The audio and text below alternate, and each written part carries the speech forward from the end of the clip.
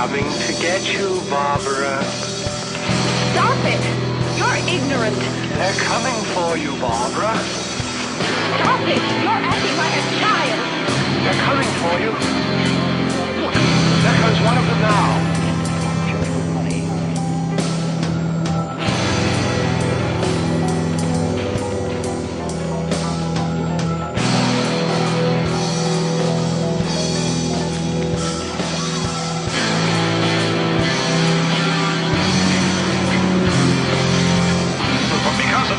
Threat to untold numbers of citizens, and because of the crisis which is even now developing, this radio station will remain on the air day and night.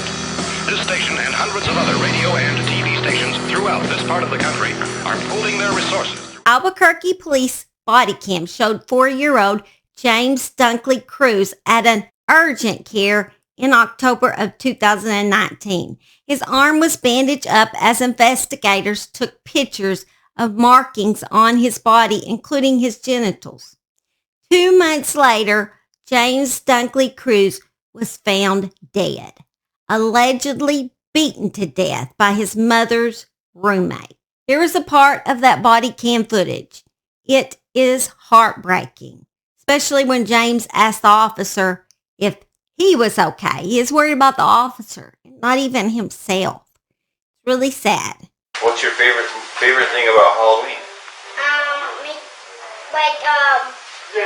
Pikachu. A friendly 4-year-old James Dunklee chats with an officer and nurse. I like my big trucks. He's polite, concerned about a tired officer. Huh? Thank you for asking. October 2019, James's mother had taken him to this Duke City urgent care because his arm was hurting. But CYFD and APD were called after what James told a doctor about also having bruised genitals. He said that somebody was touching him, that he would shower with Arturo. Okay. And then I asked him, does he touch you down there? Yes, he touches me down there. Can you do me a favor and show me all your owies you have right now? APD does a thorough exam. Where hurts right now? They find bruises all over. He has a black eye, a cut on his face, a swollen hand, an arm injury, and he's still in a diaper. But kid has a lot of marks and bruises on there. There's a lot. That's a CYFD caseworker filling in on this case that day, telling police what she found.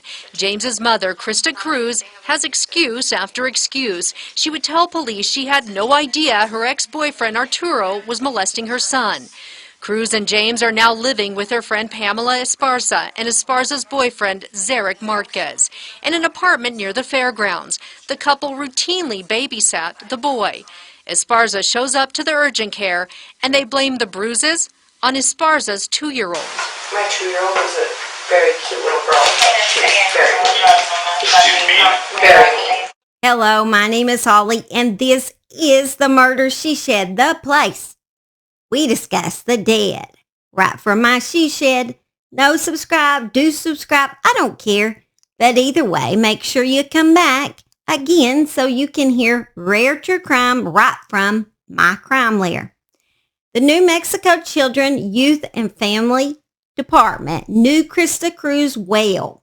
She had been a ward of the state for 7 years after experiencing physical abuse, neglect, excessive discipline, and educational neglect at her own home. At age 17, Krista was still in foster care when her second son, James Dunklee Cruz, was born. Krista lost custody of her firstborn son in 2014 after the boy's paternal family filed a civil action alleging she was an unfit parent. But for some reason, she was allowed to keep James. CYFD had received 3 reports of abuse or neglect of James before he was 7 months old. At age 3, James would wander alone in the middle of the night outside his mother's Albuquerque apartment, and once was found huddled in the dark under the stairs at the apartment complex, clutching 2 teddy bears. This little boy, his face looks so sweet. It just breaks my heart when I hear cases like this. Just want to take time back and go get them and help them. You can't. Unfortunately, it's too late. James could also be seen wandering around and begging for food. 4 years old, guys. Probably 3 when he did this. After a neighbor turned this information into authorities, police and CYFD arrived at Chris's apartment and found the odor of feces and cat urine so overwhelming, a CYFD investigators had to back out before vomiting. The boy, then 3, was observed to be living barricaded in his room by animal gates with animal substance smeared on the wall. A quarter-sized bruise was noticed on the right cheek of his face. James informed then that sometimes his mother didn't feed him. In the months before he was killed, CYFD learned that the boy had reported he had been physically and sexually hurt and that he slept in a closet at the home of his mother, whom he called Miss Krista. James reported 3 different men were sexually abusing him. 3 men, y'all. 3 different men, and one of them would be the man she moves in with, her ex-boyfriend, and it did not mention the other name of who it was. But I know she's let men babysit him a lot, so it's just a sad case. James did disclose to a source who then called CYFD that his mother's boyfriend had touched him inappropriately while he was in the shower. And the boy added he took lots of showers with the man. Krista said the man was her ex-boyfriend, like I said, and explained her son's injuries as due to a fall in the park. She told CYFD she knew nothing about a sexual assault. 6 months before his death, CYFD received another report that he had bruises on his back and on his leg. He had not been potty trained. He was 3, guys. And even at 4, he still was not potty trained. I mean, I've known some 3-year-olds that weren't, but by 4, they should be potty trained. They should be wearing underwear by then. Even if they have accidents, they should be in underwear, not still diapers. He was full of anger and disclosed he had been hit with a shoe while in his mother's care. He became very upset when her name was even mentioned. Krista said that a boyfriend spanked her son on multiple occasions and that she had to pull the boy away. During the summer of 2019, he was placed with his aunt and grandfather for a short period of time until his mother could get a safety plan because she had been homeless at the time. The grandfather said that James was the happiest he'd ever been, but when he arrived, he smelled of urine and had tattered clothes. When Krista came back to get James, he begged her to let him stay. The grandfather did not want her to take him back, but CYFD intervened and made the grandfather give James back to her. In September, after being evicted from her apartment, her and James began staying with a couple named ZERRICK, MARQUEZ, and Pamela Esparza. CYFD attempted to find where Krista had relocated to. The case was closed after 4 attempts. October is when that he was brought into the urgent care. This is when James reported abuse from the 3 different men, one of them being ZERRICK, the man he was now living with. Jessica, a caseworker who was the only one to ever visit the home, begged CYFD not to send him back to that home. They told her to calm down and told her that they were going to send him home with a safety plan. They literally told the caseworker to calm down. That blew my mind. Like, why are you speaking to an adult like that only had the best intentions in mind, telling her to calm down? Like, I think I'd deck you. You know what? When a woman's told to calm down, a woman only gets madder. That statement does not work. You tell your wife, calm down, and you're going to find out that statement does not work with any woman I've ever seen. That does not calm them when you say that. Krista was told that she could no longer live with the couple and was assigned to stay at a shelter with James until housing arrangements could be made. Well, the caseworker that did not want James to be sent back to Krista kept contacting Krista to find out where her and James were, since they were no longer at the shelter, not too long after they were supposed to be there. Krista first said that she was at her sister's, and then said that they were in Arizona living with her aunt. She went to the home of the couple she had previously lived with, and no one answered the door. Jessica attempted to contact the aunt in Arizona. A relative let her know that they had never left New Mexico. Krista had moved back in with the couple, but had been hiding that fact. On December 10, 2019, Krista headed for work, and ZERRICK was babysitting, as he often did. At 10:04 p.m., a 911 call went out. When officers got to the apartment, James was found not breathing and unresponsive. As responders were performing CPR, ZERRICK told them to ignore a burn on James's ear because it was an electrical burn from another incident. I suppose that made it okay.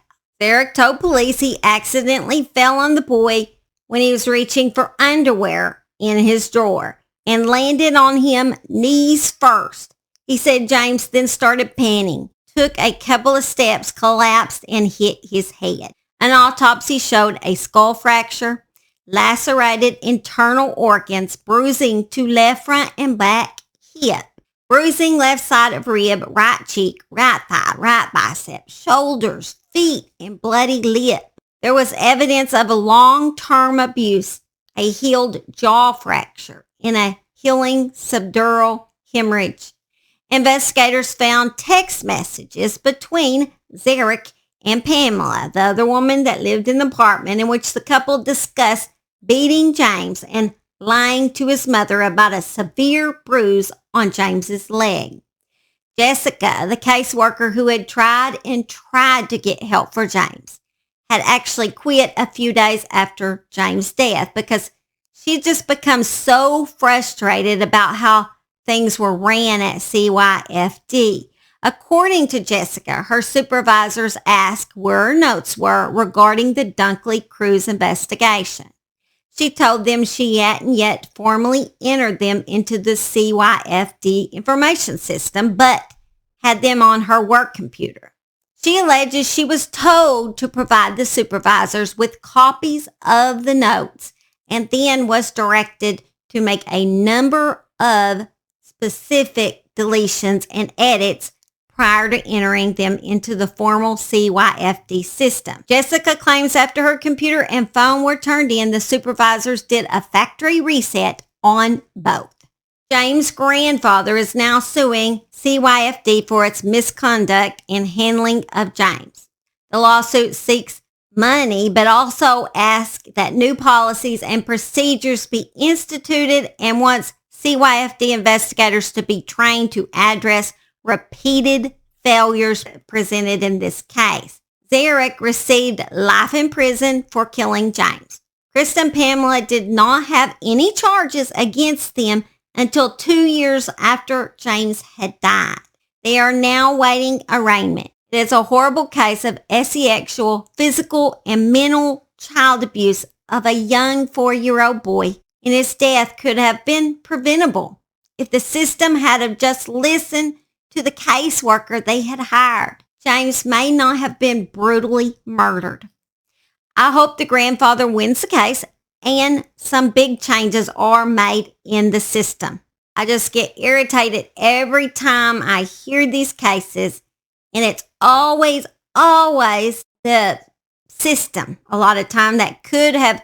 I know they can't read the future. I know they don't want to take them away from the parents. But when they've abused them over and over again, when they've neglected them over and over again, why do we repeatedly hand them back? So many chances are enough. It's just the whole thing's irritating. I pray that there's some sort of changes made. We can't keep losing these little kids and then being tortured. It's just horrible. All right, guys, just going to let y'all know I will be in Colorado for 3 weeks, camping with no internet. So most likely you guys won't see my face for that long. Just letting you know so you don't wonder why there's no new videos. I will probably get one more video done before I leave, hopefully. Love y'all, and y'all have a great, blessed week, and be safe. Here are some of my bloopers. I love y'all. And wasp again. That is the biggest, it's not normal size wasp. That's like a freaking monster wasp. Time I leave that door open, one of them suckers sneaks in. Pisses me off. I previously lived with, and no one answered the door.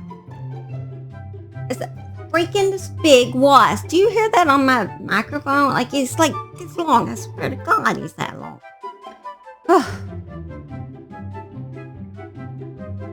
He'd leave. I'm not even gonna go there. Yeah, that's all I gotta say. Here's bloopers. Go watch them. They're free. Why not? What do you got to lose? I would tell my husband to come say hi. Come, you wasp. Get out of here. Tell my husband to come say hi, but he's kind of shy when it comes to the camera. I doubt if he would. But he'd probably tell me to go screw off or something. One time this boy kept bullying me and my cousin at school when I was younger. It was like a daily thing. Really starting to piss me off. And I'm really an easygoing person. Like, I can hold things in and I can hold things in and I can take things and take them. But when I explode, I explode. You can ask my husband.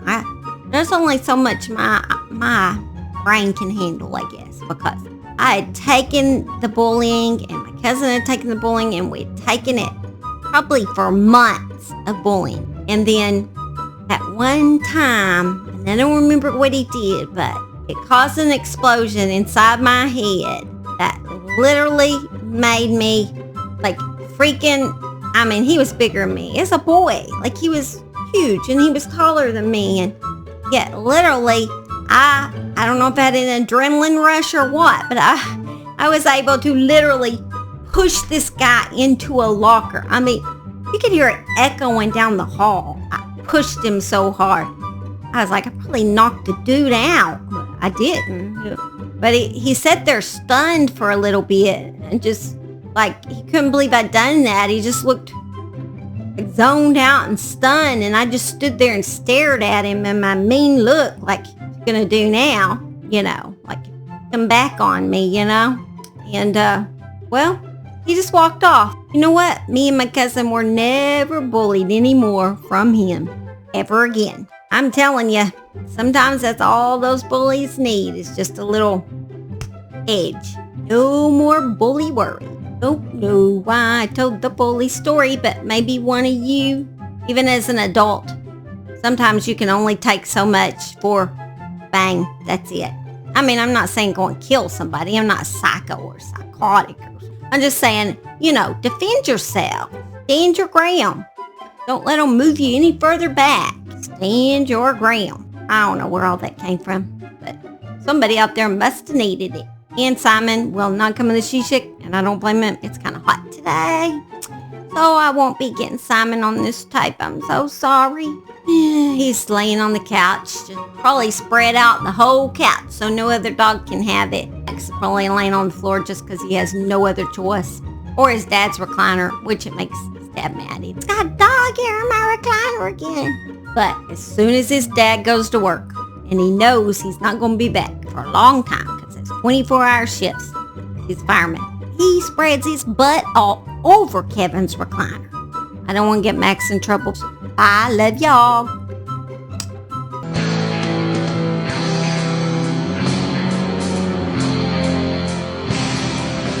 You're still afraid. Stop it now, I mean it. They're coming to get you, Barbara. Stop it. You're ignorant. They're coming for you, Barbara.